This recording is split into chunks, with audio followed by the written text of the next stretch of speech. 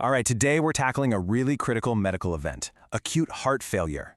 We're going to dive into what actually happens when the heart is suddenly put under immense pressure, and we'll walk through exactly how medical teams manage this crisis, step by step.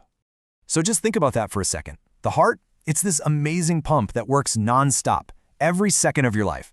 What happens when it suddenly just can't keep up? Well, the whole system starts to back up. Fluid starts to build up in places it absolutely shouldn't be, like the lungs, and it very quickly turns into a life or death situation. That, right there, is the reality of acute heart failure. To really wrap our heads around the treatment, we're going to use a simple but powerful analogy. Think of it like dealing with a flooded basement. It's a fantastic way to understand the three main phases of care.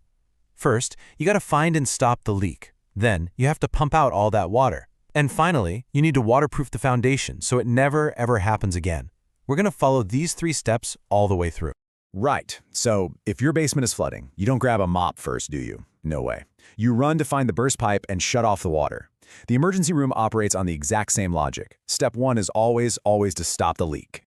So the absolute #1 priority is figuring out why the heart is failing right now, at this very moment. Is it a heart attack in progress? A crazy spike in blood pressure? Maybe an electrical issue? Finding that leak and fixing it is the most critical first move. And to find that leak fast, doctors have this super useful acronym they use, CHAMP. It's basically a mental checklist to run through the most common culprits. C is for acute coronary syndrome, think heart attack. H is for a hypertensive emergency. A is for an arrhythmia, any irregular heartbeat.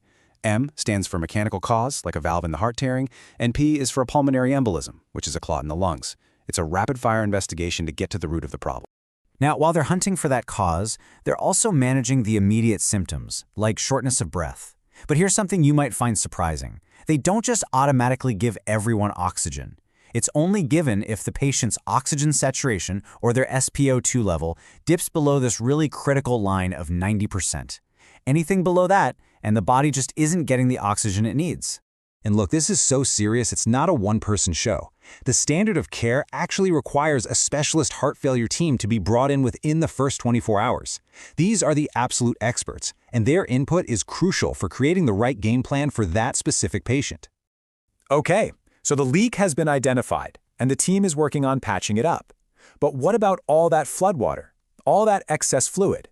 Now it's time to get that out of there. It's time to choose the right pumps and get to work. But you can't just flip a switch on any old pump. The medical team has to ask one pivotal question first. What's the patient's blood pressure doing? Is it sky high and putting a ton of strain on the heart? Or has it totally crashed and is now dangerously low? The answer to this one question dictates the entire immediate treatment strategy. And this slide lays out those two emergency paths perfectly. If blood pressure is way too low, the patient is in what's called cardiogenic shock. Think of it like the pipes being too loose to hold any pressure. So doctors use drugs called inotropes or vasopressors to basically help the heart squeeze harder and tighten up the circulation. But on the flip side, if blood pressure is dangerously high, they need to do the opposite. They use vasodilators to help relax and open up the blood vessels, taking that intense pressure off the struggling heart. Now, for the majority of patients, thankfully, their blood pressure isn't in one of those extreme crisis zones. For these more stable patients, the main tool is actually much more straightforward. The real workhorse drug here is an intravenous loop diuretic. You can think of this as the powerful, heavy-duty sump pump to get switched on to pull all that excess fluid out of the body through the kidneys. So the leak is being fixed, the floodwater is being pumped out, and the patient is getting stable. The immediate crisis is passing, but the job is far from over. The focus now makes a huge shift to long-term prevention. It is time to waterproof the foundation. So how did doctors pick the right waterproofing materials? Well, it all comes down to the strength of the heart's main pumping chamber, which is the left ventricle. They measure its power with a key metric called the left ventricular ejection fraction, or LVEF for short. It's a percentage that tells them exactly how much blood the heart is squeezing out with every single beat. And this chart breaks down the LVEF into three main buckets. If that number is 40% or less, it's called reduced ejection fraction, or HFrEF. This means the heart's pump is pretty weak. If it's 50% or higher, it's called preserved, which means the squeeze is strong, but the heart might be too stiff to fill up with blood properly. And then you've got that mildly reduced category right in the middle. Where a patient falls here is what determines their long-term medication plan. Now, for those patients with the weakened pump, the HFrEF group, There is an amazing evidence-based treatment known as the 4 pillars. It's these 4 different classes of medications. They all work in slightly different ways to protect the heart, reduce its workload, and actually improve its function over time. This combination is the absolute gold standard for waterproofing that foundation.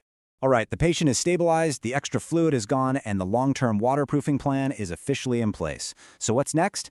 The final phase of this hospital journey is all about the path to recovery and getting home safely. You can't send someone home while they're still relying on those IV pumps, right? The really big milestone is making a successful switch from the IV drugs to the oral waterproofing medications. Doctors need to see that a patient is stable on just these pills for at least 48 hours. That's the proof that the long-term plan is working and they can manage their recovery at home. And the path forward from there is really clear and structured. Once they're stable on the oral meds, they can be discharged, usually with a referral to cardiac rehab to help rebuild strength. And then, this is so important, a follow-up appointment is scheduled with their specialist team within 2 weeks, just to make sure everything is still on the right track.